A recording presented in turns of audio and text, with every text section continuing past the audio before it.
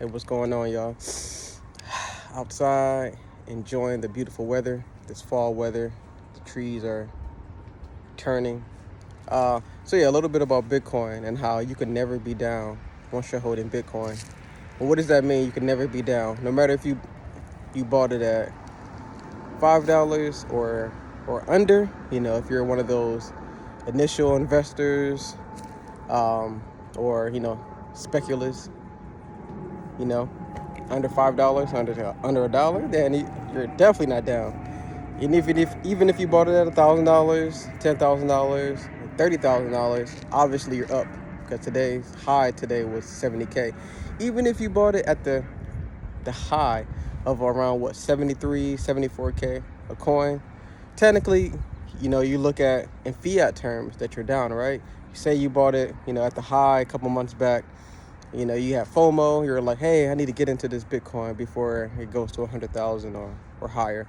So you bought it at the high, and now you're in fiat terms. You're down. You bought $1,000 worth at 74K, 73, whatever, 74K. Now it's at 60, 69 something K. At the high today, it was like 70K, and you're down $4,000 in the equivalents. But you're not down because when you know Bitcoin, you realize that it's a scarce asset. You have to you have to lower your time preference, think long term, think at least 4 years. Bitcoin goes in 4-year cycles because of the halving. And so with this cycle, every 4 years, typically there's a massive bull run. We just had one this year. And so now 12 to 18 months after a halving, there's typically a huge bull run. And so 100K is very likely soon, this year, definitely up until next year. So that's one thing. We have the increase in price. And so even if you bought it at 74K, just wait a little bit of time, and then in fiat terms, you'll be back at break even or even higher because 100K from 74K to 100K, obviously that's a positive net return on investment. But that's not the point I was making with this. So not only with the price in fiat terms that Bitcoin's going up, but also you can never be down on Bitcoin because of inflation and debasement of your fiat currencies. Slowly, so if you had that same $1,000 in purchasing power, right? It's slowly melting.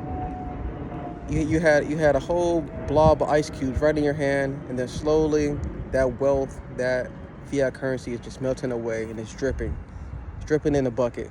So you're losing purchasing power. But with that Bitcoin, even though the price, if you bought it at 74K and the price came down, you're still maintaining value. You're still maintaining that net value because it's a scarce asset. You just have to have a little bit of time. But if you held that same $1,000 in, say, a checking account, or even if you invested into a S&P 500 or so, you're still not making that much of a gain, and you're still losing with inflation. Inflation, monetary inflation, 15-20%. You're not really beating that, and so you're chipping away at your time, your energy, and your money, right?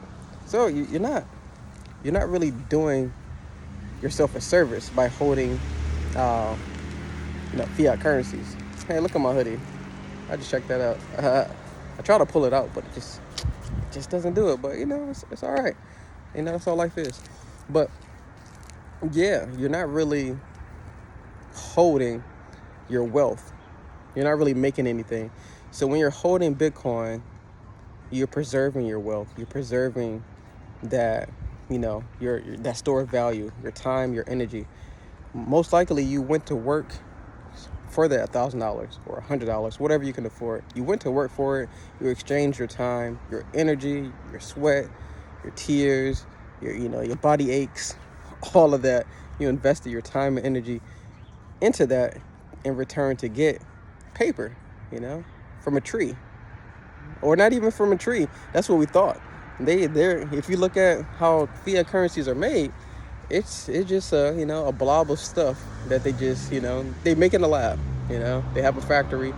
It is a working factory job where they make this money out of materials, out of random materials. So, and yeah, you're using your time. I'm using my time and energy for this fiat currency that's deflating, that's debasing my time and energy.